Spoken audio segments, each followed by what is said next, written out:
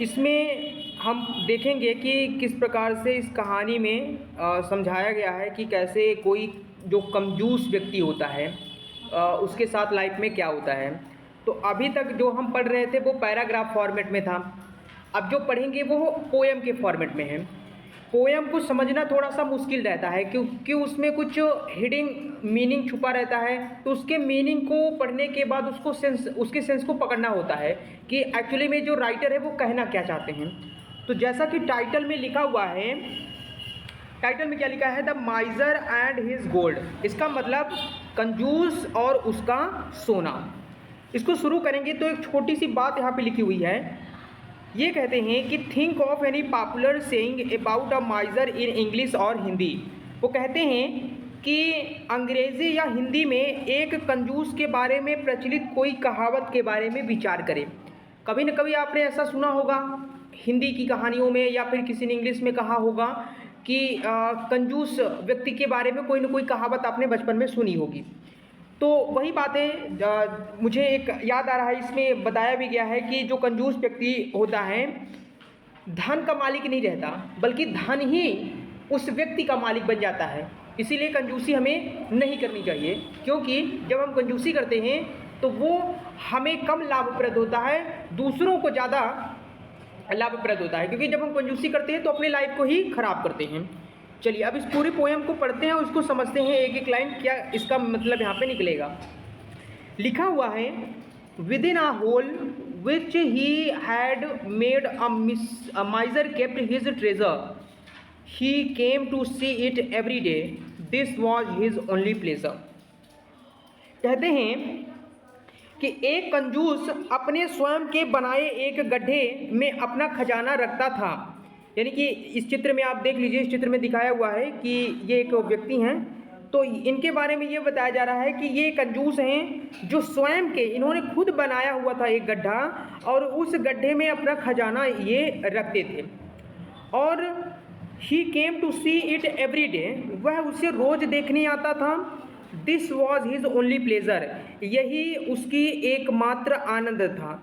यानी कि उसने एक गड्ढा बनाया था, उस गड्ढे में उन्होंने अपना खजाना रखा था, और न केवल खजाना रखा था बल्कि उस खजाने को देखने के लिए वो डेली वहाँ पे जाते थे और देखकर बहुत ही अंदर से आनंदित होते थे।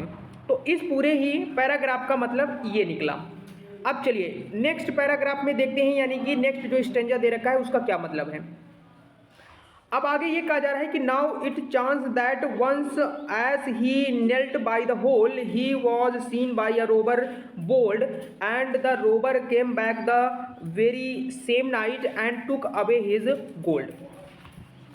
क्या बोल रहे हैं यहाँ पे? वो कह रहे हैं कि एक बार ऐसा होता है, now it chanced that once as he knelt by the hole he was seen by a robber bold. ये कहते हैं कि एक बार ऐसा हुआ, जैसे ही वह गड्ढे में देखने के लिए झुका उसे एक दबंग डाकू ने देख लिया, और उसी रात डाकू वापस आया और सोना ले गया। बात समझ रहे हैं क्या? बात ऐसी हो रही है कि जैसे वो डेली जाता था देखने के लिए वहाँ पे उस गड्ढे के पास जहाँ पे उसने अपना खजाना छुपा रखा था। तो एक बार ऐसा होता है कि जब वो खजाना देखने जा रहा होता है तो एक डाकू होता है जो उस व्यक्ति को वहाँ पे झुकते हुए देख लेता है कि ये कुछ ना कुछ यहाँ पे छुपा के रखा है, जो कि डेली आके देखता है। तो वो उसी रात आता है और सारा खजाना निकाल के, या फिर जो गोल्ड होता है, जो सोना होता है, उसको निकाल के वहाँ से चला जाता है। अब क्या होता है आगे बताया गया है, when the old man found that his treasure was gone, he made such a terrible clatter that the neighbors all came running up to ask what was the matter। आगे क्या हुआ? जब बूढ़े आदमी को मालूम हुआ, when the old man found that his treasure was gone, क्या कि जब बूढ़े आदमी को यह मालूम हुआ कि उसका खजाना लुट गया है, he made such a terrible clatter, उसने इतना भयंकर शोर मचाया, that the neighbors all came running up to ask what was the matter, कि सारे पड़ोसी क्या हुआ जानने के लिए भागते हुए आ गए। तो क्या समझ रहे हैं इस पूरे लाइन से? वो ये कहते हैं कि जैसे ही उस बूढ़े आदमी को पता चला कि उसका खजाना लुट गया, तो वो इतना भयंकर चिल्लाता है कि जो भी उसके पड़ोसी होते हैं वो भाग कर आ जाते हैं कि देखिए भाई क्या हो गया। आगे, last night he said a robber took my gold and away he ran with it, said the neighbors, before the gold was gone. Pray tell us what you did with it. I came every day to see it and now what can I do, he said. देखिए भाई क्या बोलते हैं वो जो व्यक्ति है, यानी कि जो बूढ़ा व्यक्ति है, वो क्या बोलते हैं, वो कहते हैं कि last night he said a robber took my gold and run away he ran with it.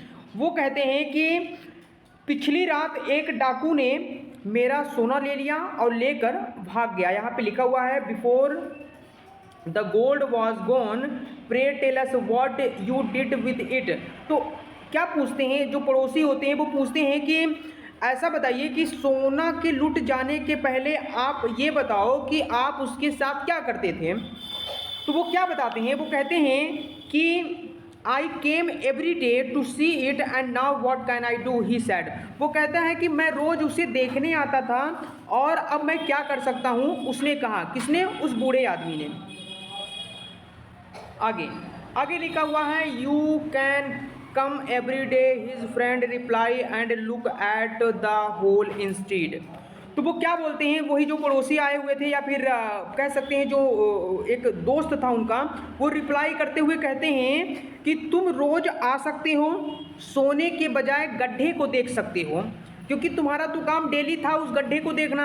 अब तुमने क्या किया था कि उस गड्ढे में सोने को छुपा रखा था, तो सोना तो तुम वैसे भी नहीं देखते थे, तुम देखते थे उस गड्ढे को।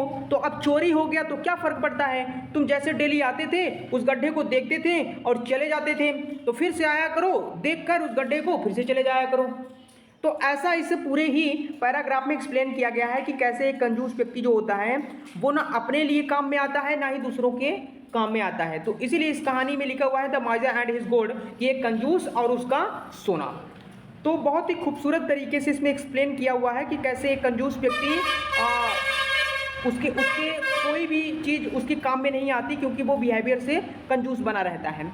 तो ये एक छोटा सा कह सकते हैं कहानी पोएम के फॉर्मेट में दी हुई है। अब मैं आपको बता दूं कि पोएम में अक्सर क्या होता है कि जो भी पोएम लिखी रहती है उसका हिडन मीनिंग छुपा रहता है, उसमें आपको डायरेक्ट आंसर नहीं मिलेगा। क्यों डायरेक्ट आंसर इसलिए नहीं मिलता, क्योंकि पैराग्राफ में हम डायरेक्ट सेंटेंसेस देख लेते हैं, उसका मीनिंग निकल आता है, लेकिन पोएम में हमें मीनिंग खुद से निकालना पड़ता है। इसलिए पोएम थोड़ी सी डिफिकल्ट होती है पैराग्राफ की अपेक्षा समझने में।